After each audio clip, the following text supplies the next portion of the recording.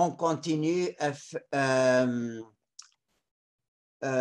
contempler le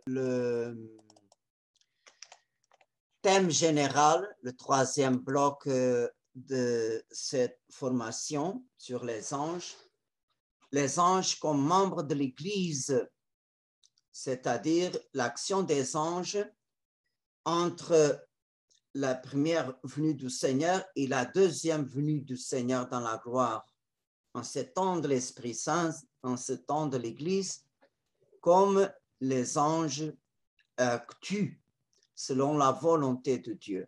C'est ce thème-là que nous sommes en train de réfléchir.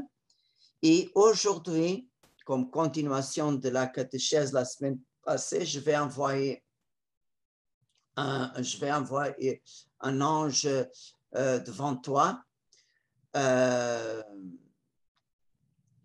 Aujourd'hui, le titre est « La croix et le saint ange gardien ». Et je commence cette réflexion avec la lecture de la carte de Saint Paul aux Colossiens, chapitre 1, versets 12 à 17. Dans la joie, vous rendez grâce à Dieu le Père qui vous a rendu capable d'avoir part à l'héritage des saints dans la lumière, nous arrachant au pouvoir des ténèbres. Il nous a placés dans le royaume de son Fils bien-aimé. En lui, nous avons la rédemption, le pardon des péchés. Il est l'image de Dieu invisible, le premier-né, avant toute créature. En lui, tout fut créé dans le ciel et sur la terre, les êtres visibles et invisibles, puissance, principauté, souveraineté, domination. Tout est créé par lui et pour lui.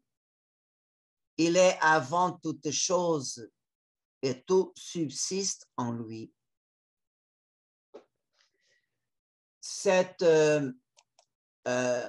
extrait du chapitre 1 de cette lettre-là a une affirmation essentielle que dit « Tout a été créé par lui, par le Fils et pour le Fils. »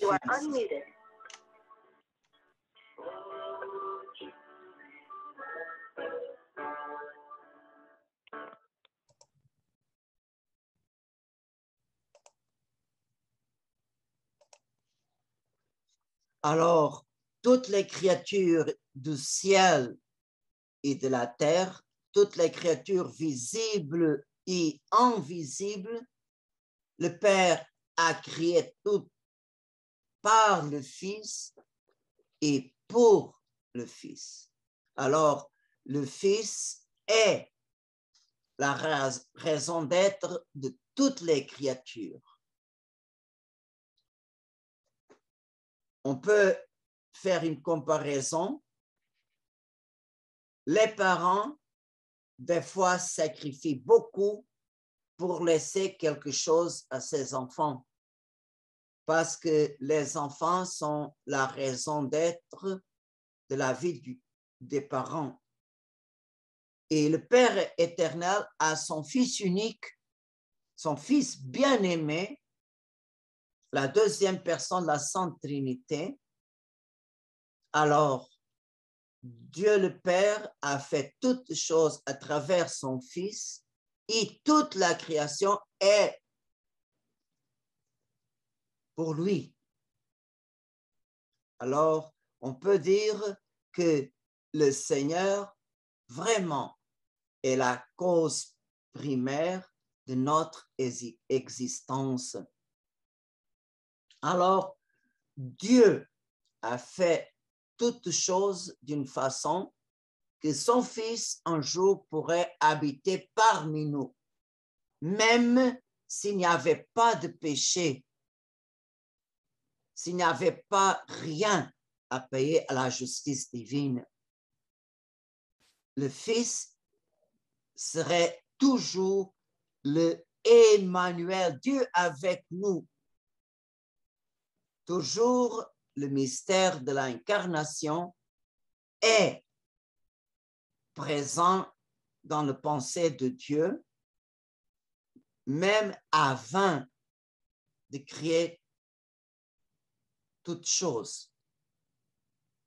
Mais quand vraiment Dieu a dit, faites, tout elle et commencé à exister.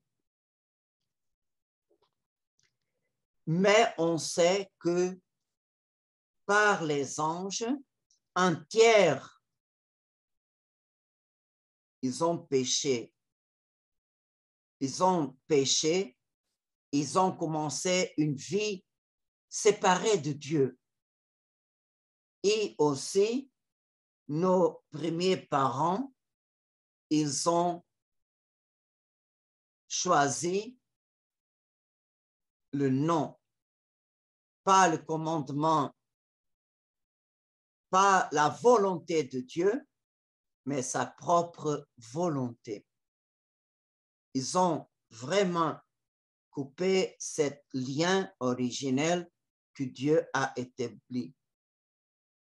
Mais quelle est la réponse de Dieu face au péché? Sera que Dieu a annulé le mystère de la rédemption? Non, c'est le contraire. Le Père éternel a doublé l'importance du mystère de l'incarnation parce que son Verbe incarné va être aussi le rédempteur des hommes. Parce que le péché des anges n'a pas de rédemption pour le péché des anges. Parce qu'ils ont pris sa décision complètement libre et conscient du son non. Ils ont accepté sa décision avec toutes ses conséquences. C'est pour ça qu'il n'y a pas aux anges qui ont péché, il n'y a pas de possibilité de regretter sa décision. Mais pour les hommes, oui, parce qu'ils sont tentés par le démon et vraiment a induit l'homme à prendre une décision libre, mais une décision contraire à la volonté de Dieu. Alors, le Père a uni la venue de son Fils à la croix. Oui, le Fils incarné sera notre Rédempteur. Et alors, la croix est ancrée dans toute la création et aussi en tout homme. Et on peut dire aussi, est-ce que les 100 anges, les anges fidèles à la volonté de Dieu, eux aussi ont dans la croix leur ultime perfection et consommation? Oui. Pourquoi? Parce que le Fils incarné, en toutes les phases de sa vie sur terre, il a uni à lui les anges. On peut voir la présence des anges dans son enfance, par exemple, au moment de sa incarnation. On peut voir aussi les anges au moment de sa naissance. On voit aussi la présence d'anges pour la fuite et le retour de l'Égypte et aussi pour la Sainte Famille aller habiter à Nazareth. Dans la vie publique, on voit les anges après son baptême au désert des tentations et aussi l'ange au jardin des Oliviers. Alors, on voit que les anges, son enfance, sa vie publique, au commencement de sa passion.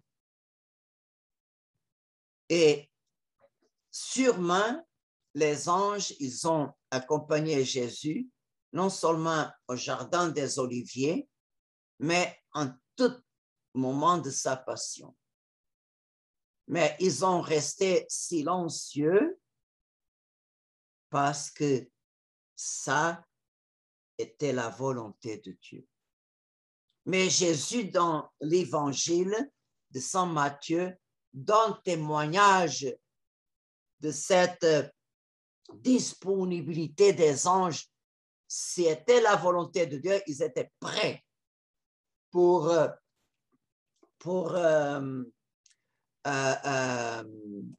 aider le Seigneur. Jésus a dit à Pierre, crois-tu que je ne puisse pas faire appel à mon Père? Il mettrait aussitôt à ma disposition plus de 12 légions d'anges. Mais alors, comme s'accomplisseraient les Écritures selon lesquelles il faut qu'il en soit ainsi, alors on peut voir la disponibilité des anges pour servir, pour défendre le Seigneur. Mais l'heure de la passion, c'est l'heure de la rédemption. C'est l'heure que le Fils a pris tous les péchés sur lui-même. Il devrait payer à la justice divine ses grandes dettes, comme le Seigneur a fait. Et on peut voir aussi les anges qui accompagnent Jésus dans sa vie glorieuse. On peut trouver les anges au jour de Pâques et au jour de l'Ascension. Alors, le Seigneur a uni à lui-même les anges en toutes les étapes de sa vie. Et on voit que après l'Ascension, les anges attendent pour le deuxième venue du Seigneur, mais entre les deux venues du Seigneur se situe la mission des apôtres et ses successeurs. Et l'œuvre de la rédemption du Christ continue et poursuivie par son Église. Et vraiment, l'Église doit vivre, il doit continuer la passion de Jésus à travers les siècles jusqu'à la fin du monde. Mais on sait que la souffrance, ce n'est pas un chemin fermé, un coup de sable. La souffrance est un chemin qui conduit à la résurrection. Et Saint Paul a un mot aussi dans la lettre aux Colossiens qu'il parle de la passion de l'Église. Chapitre 1, verset 24. Maintenant, je trouve la joie dans les souffrances que je supporte pour vous. Ce qui reste à souffrir les épreuves du Christ dans ma propre chair, je l'accomplis pour son corps qui est l'Église. Et n'oubliez pas que les saints anges sont membres de l'Église, corps du Christ. Ils font aussi partie du corps du Christ et de la communion des saints. Alors, les anges non seulement il participe aux actions de l'Église militante, mais aussi, il participe aussi à l'Église triomphante, comme aussi les anges gardiens des âmes qui sont au purgatoire font partie de l'Église qui se purifie au purgatoire. Alors, comme ils sont membres du corps du Christ, sont membres de l'Église, alors aussi ils sont appelés à imiter le Seigneur, à suivre les pas. Les anges ont aussi son chemin de la croix. Pas un chemin de la croix physique parce qu'ils n'ont pas de corps ni aucun lien avec la matière, mais ils ont un chemin de la croix spirituel, en pauvreté, en puissance et renoncement. Et on peut poser, je sais que pour vous, c'est nouveau cette pensée, et je suis sûr que vous pouvez vous poser, mais quand un ange, un esprit bienheureux a son chemin de la croix, oui, quand il réalise sa mission d'être un ange gardien d'un être humain. Alors, par nous, maintenant on peut penser à notre ange gardien. Notre ange, par nous, il peut vraiment vivre plus intimement le mystère de la incompréhensibilité de la croix. Et on peut dire quelle ardeur, quel désir que l'ange